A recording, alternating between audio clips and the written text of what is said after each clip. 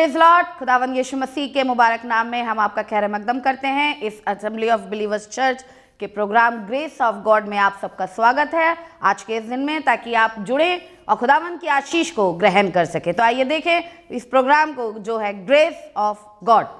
मुझको मसीह के प्यार से कौन जुदा कर सकता है, उसकी बुलाहट से हमें कौन जुदा कर सकता है। मुझको मसीह के प्यार से कौन जुदा कर सकता है, उसकी बुलाहट से हमें कौन जुदा कर सकता है।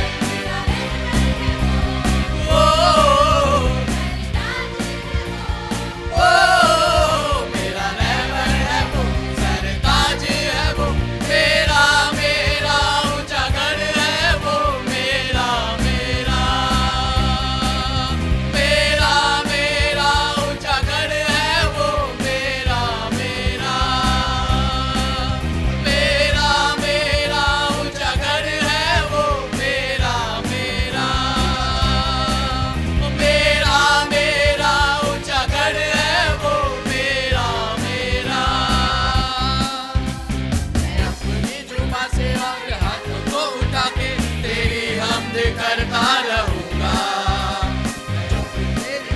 और हाथों को उठा के तेरी हमद करता रहूंगा। जो भी तेरी इच्छा है खुदाया मेरे जीवन में, उसको मैं पूरी करूंगा। जो भी तेरी इच्छा है खुदाया मेरे जीवन में, उसको मैं पूरी करूंगा।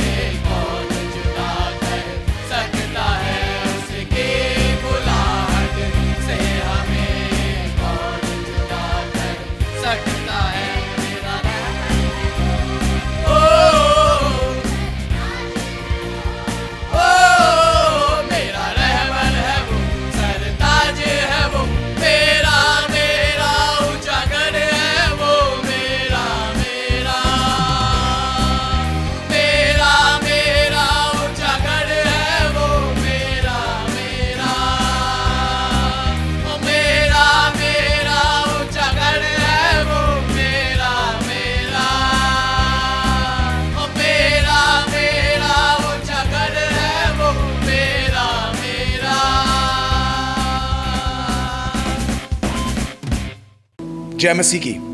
प्रभु यीशु मसीह के मधुर और मुबारक नाम में एक बार फिर हम आपका स्वागत करते हैं आज के इस अच्छे समय के लिए जो खुदा बाप ने दिया कि हम एक साथ मुखातिब हो सके, एक साथ रूबरू हो सके, परमेश्वर के वचन से बात कर सके, उसकी महिमा और तारीफ आपके साथ बांट सके।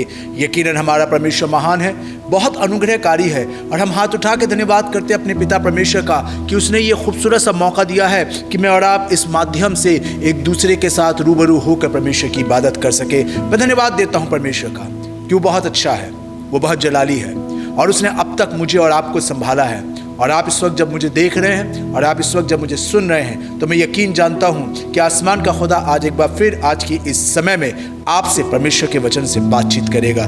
लेकिन मेरे भाई, मेरी बहन, मेरे दोस्तों, क्या आपने और हमने मिलकर ये एक फैसला करा है कि खुदा बाप तेरे प्रिस्क्रिप्शन, तेरी बातें जो खुदा का खादिम हमें बता रहा है, जो खुदा के लोग हमें बता रहे हैं, जो तेरे वचन में हम सुन रहे हैं, क्या उन बातों को हम अपने जीवन का हिस्सा बना रहे हैं? क्या हम उन बातों को रिसीव कर रहे हैं? क्या उन बातों को अपने जीवन के हिसाब से बना के, अपने जीवन को उन बातों के हिसाब से बना के चला रहे हैं? क्योंकि जब तक हम ये वाला फैसला नहीं करेंगे, जब तक हम इस तरीके से खड़े नहीं होंगे, तब तक आसमान का खुदा हमें आनंद से नहीं भरेगा। एक डिसीजन है, ये एक फैसला है जो यहाँ खुदा खादिम कर रहा है। मैंने तेरी चेतावनियों को, तेरे प्रिस्क्रिप्शंस को, तेरे नियमों को, तेरी बातों को हमेशा के लिए, 3 बातें हैं, चितौनियाँ, हमेशा और निज भाग। ये 3 बातें आपको अपने जीवन में आज अपनानी पड़ेंगी। मेरे भाई, मेरी बहन, मेरे दोस्तों, अगर आपने ये 3 बातें अपनी लाइफ में नहीं जोड़ी, तो मेरा और आपका इबादत करना, मेरा और आपका चर्च जाना सब यूजलेस हो जाएगा। क्योंकि ये सारी बातें आदि हैं, हमें कंप्लीट, खुदा बाप कंप्लीटेशन का खुदा है। तभी तो यीशु मसीह जब सलीब पर चढ़े थे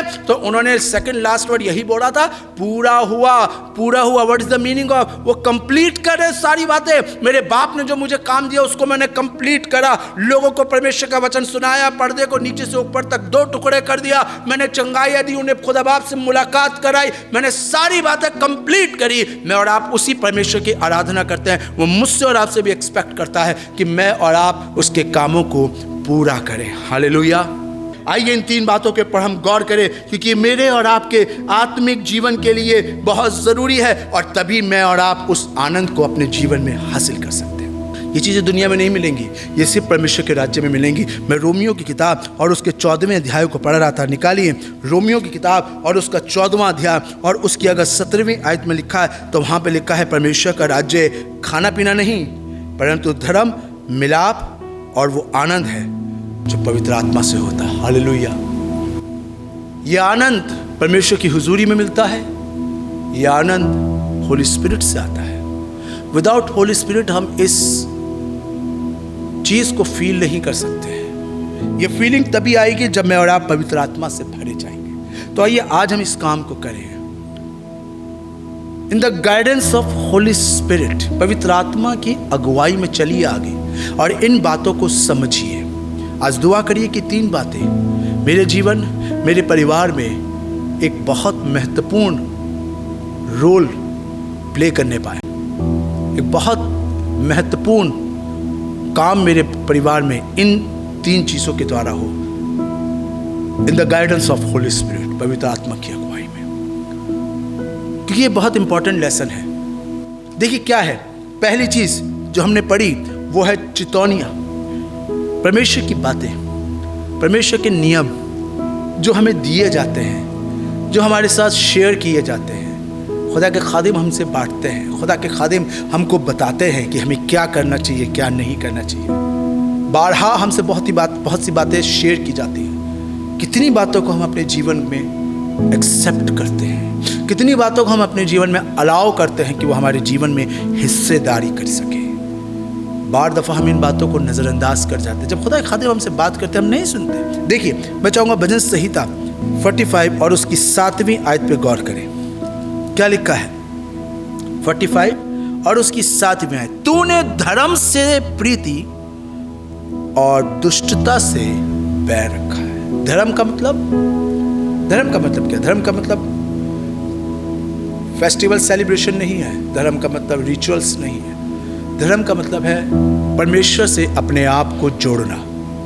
धर्म का मतलब है परमेश्वर के साथ अपना रिश्ता और अच्छा करना। और यहाँ पे यही बात खुदा का खादिम कह रहा है कि तूने धर्म से, यानी परमेश्वर के साथ जुड़ने वाली बातों से, परमेश्वर के साथ जुड़ने वाली चीज़ों से मोहब्बत रखी है, और वो वाली बातें जो खुदा को अच्छी नहीं लगती हैं उनसे बैर रखा है। क्या ये वाला फैसला आपने करा है?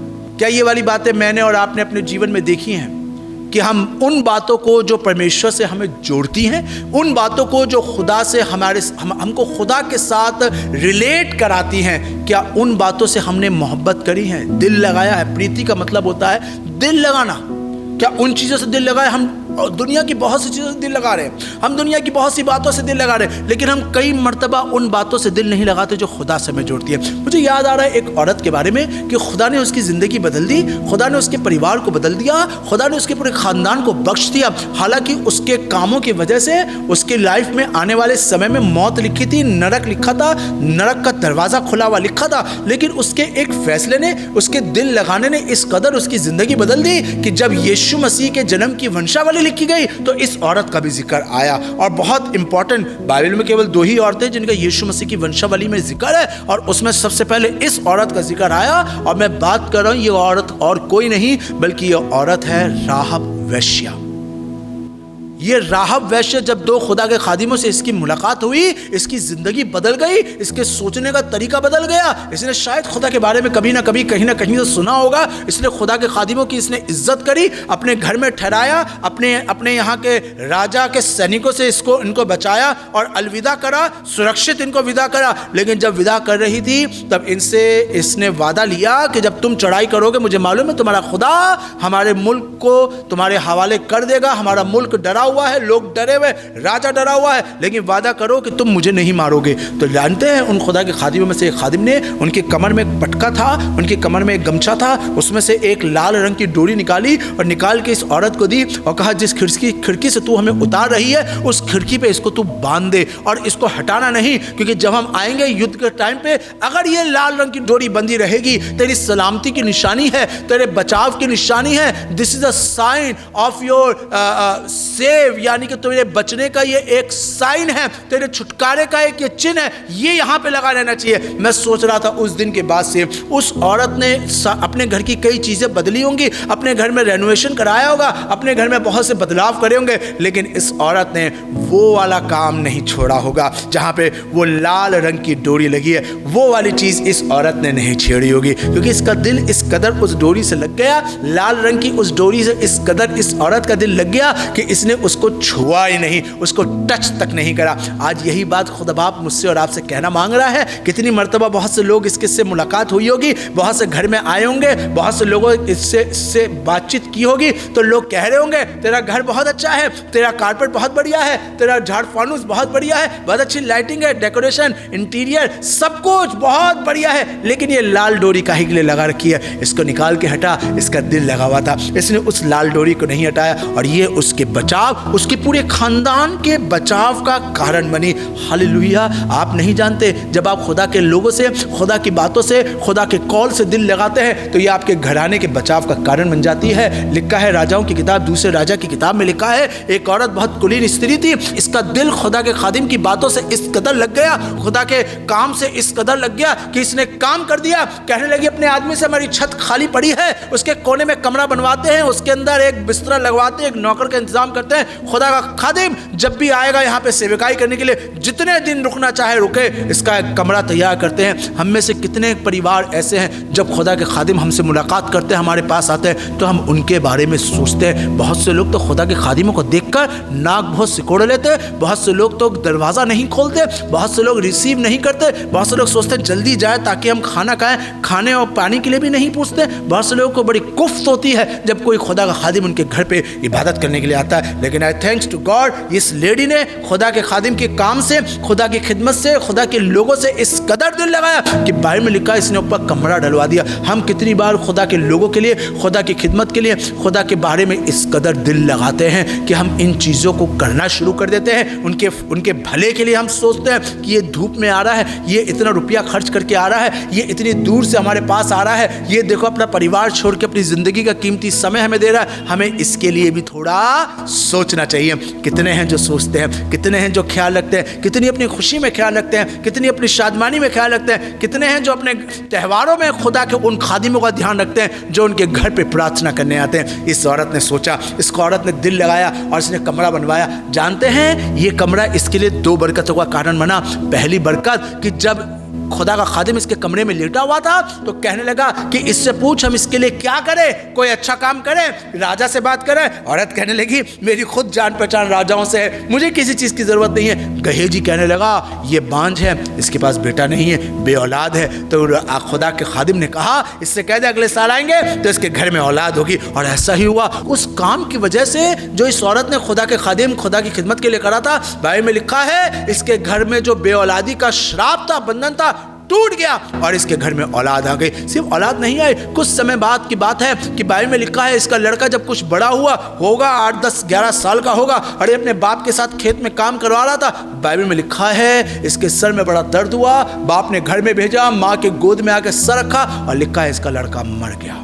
ये औरत परेशान नहीं हुई। इस औरत ने अपने मरे हुए बेटे की लाश उठाई, उसी कमरे में जो उसने खुदा के खादिम के लिए बनवाया था, उसी कमरे में जाके उसी बिस्तरे पे लिटा दिया और दरवाजा बंद करके गधा पकड़ के ले गई, उसमें बैठ के एक नौकर के साथ गई, खुदा के खादिम को बुला के लाई। और बाइबल में लिखा है खुदा का खादिम उसी कमरे में गया और उसी बिस्तरे पे जो इसने खुदा के खादिम के लिए रखवाया था दुआ करी, उस पर पसार गया और दुआ करी। बाइबल में लिखा है कुछ समय बाद जब बाहर निकला तो वो लड़का जिंदा हो गया था। हालेलुया। सुनिए, जब आप खुदा की चेतावनियों पे, खुदा के प्रिस्क्रिप्शन से, उसके इंस्ट्रक्शंस पे, उसकी बातों पे दिल लगाते हैं, आप भले और बुरे की पहचान करना शुरू कर देते हैं, उस बात से मोहब्बत करते हैं, उस बात पे दिल लगाते हैं जो खुदा से जोड़ती है, खुदा की बातें होती हैं, तो ये आपका दिल लगाना बेफायदा नहीं जाता, बल्कि आपके लिए कई बरकतें लेकर आता है। तूने धर्म से प्रीति और दुष्टता से बैर रखा है, इसी कारण परमेश्वर ने, हाँ तेरे परमेश्वर ने तुझको तेरे साथ के लोगों से अधिक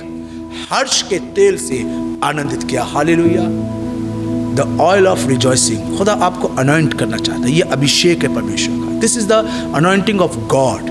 ये खुदा का अभिषेक है जो एक तेल के रूप में आप पे लगाना, ताकि आपको आपके साथ जितनी बरकत उनको मिल रही है, जितनी चीजें वो अपने जीवन में हासिल करें, उससे ज्यादा परमेश्वर आपको देगा। लेकिन शर्त है आप उन बातों से दिल लगाइए जो परमेश्वर को जोड़ती है।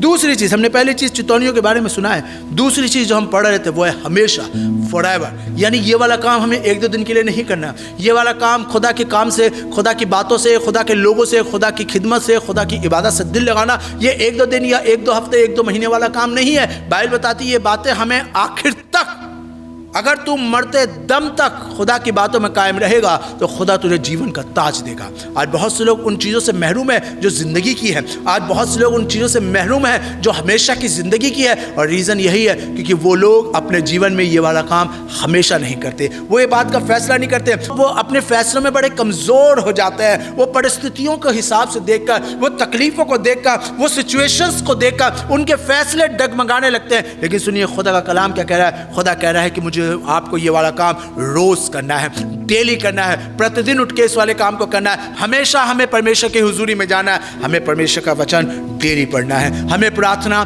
डेली करनी है, हमें इबादत आराधना डेली करनी है, हमें संगति डेली करनी है, हमें परमेश्वर के लोगों के साथ टच में रहना है। ये वाला काम हमें डेली करना है। ये वाला काम सिर्फ संडे नहीं करना। मैं ऐसे बहुत से लोगों को जानता हूँ जिनसे जब हमारी मुलाकात होती है, जब हम बहुत से लोगों के साथ बैठते हैं, उनके लिए दुआएं करते हैं, तब हम जब उनसे बात करते हैं तो हमें बड़ा अफसोस होता है कि कुछ लोग कहते हैं कि हम तो सिर्फ संडे दुआ करते हैं, कुछ कहते हैं हम तो सिर्फ संडे बाइबल पढ़ते हैं, चर्च जाते हैं तो हम बाइबल पढ़ते हैं, पूरे हफ्ते उनके पास टाइम नहीं है बाइबल पढ़ने का। फिर हम कैसे ये इस बात को एक्सपेक्ट करते हैं कि आसमान का खुदा हमें आनंद से भरेगा, हमारा दिल शादमान होगा। अगर आपको दिल की शादमानी चाहिए, अगर आप चाहते हो खुदा बाप आपको शादमानी के तेल से मखसूस करे, आपके बच्चों को, आपके आदमी को ये शादमानी आपके जीवन की ठीक कर दे, तो उसके लिए आपको हमेशा डेली कंटिन्यू परमेश्वर की हुजूरी में बैठना पड़ेगा और उसके साथ टाइम स्पेंड करना पड़ेगा। एक टाइम टेबल बनाइए, एक शेड्यूल बनाइए। मैं एक जगह पढ़ रहा था तब मुझे बड़ी बरकत मिली।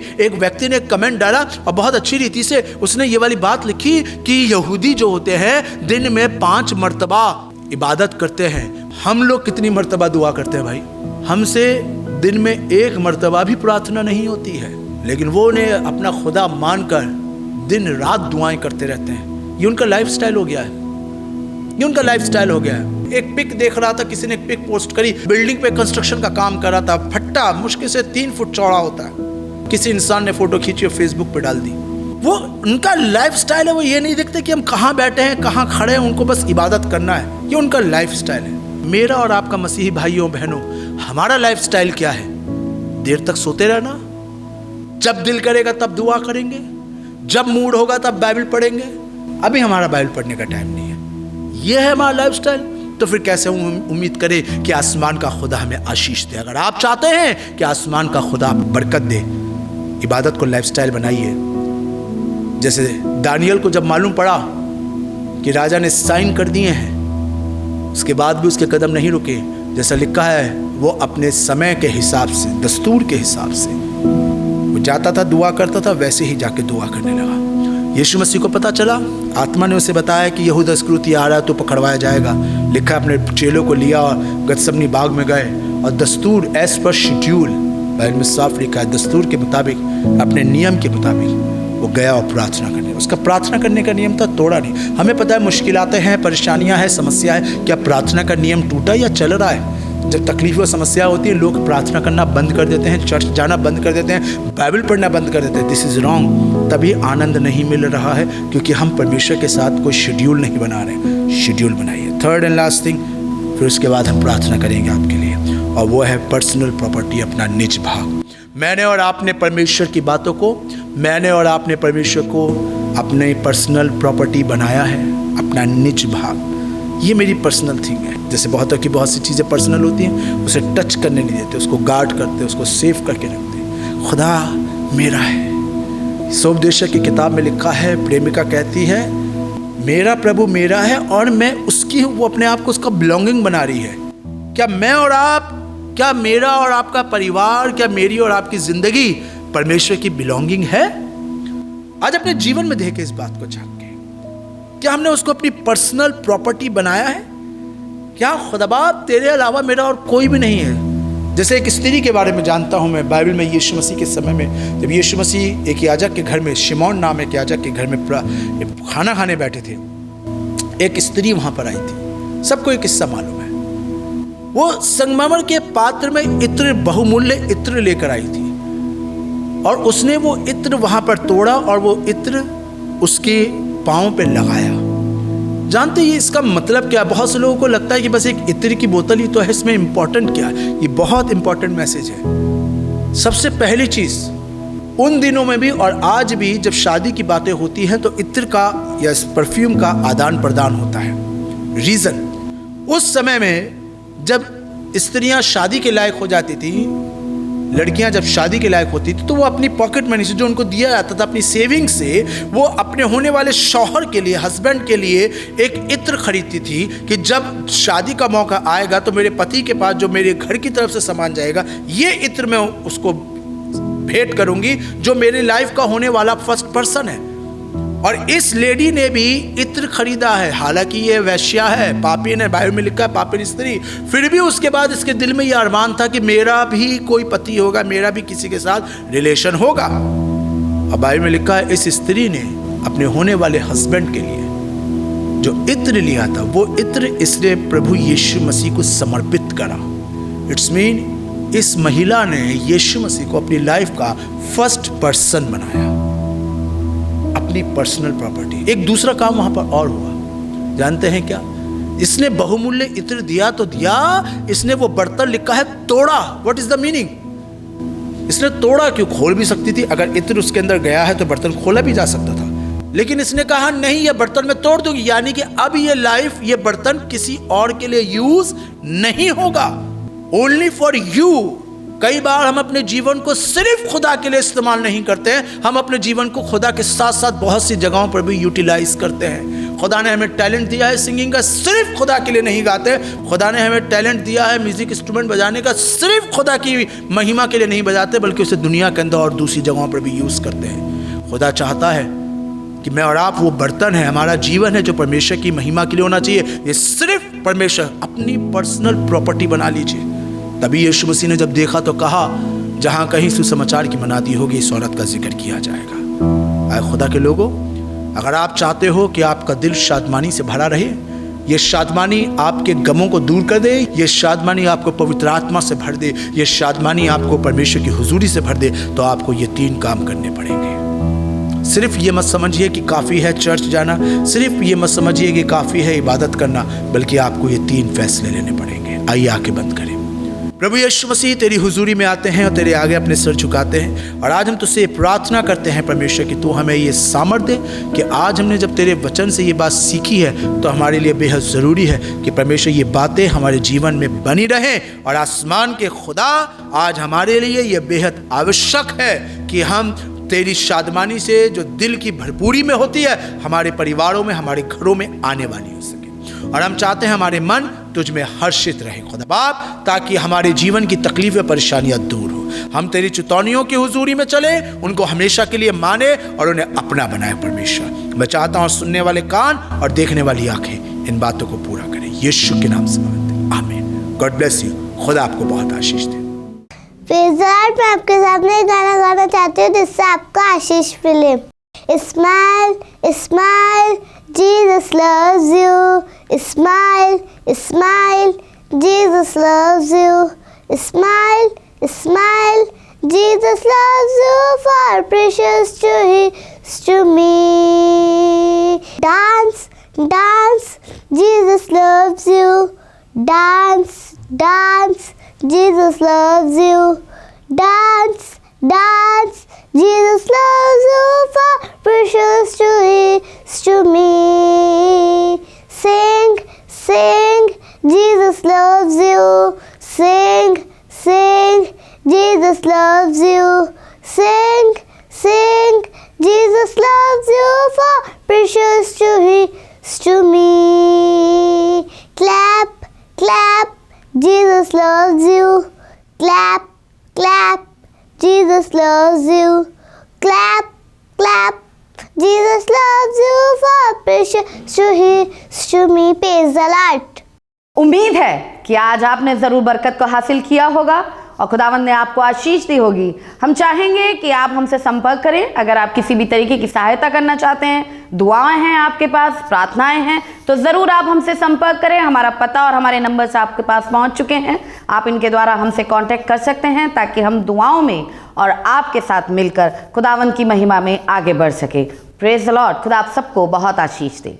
हमारा एड्रेस है assembly of believers church, S410 street number 11, school block, Shakarpur, Delhi 110092। और अगर आप हमसे फ़ोन पे कांटेक्ट करना चाहते हैं तो हमारे नंबर हैं 8527158740 और दूसरा नंबर है 9891358387।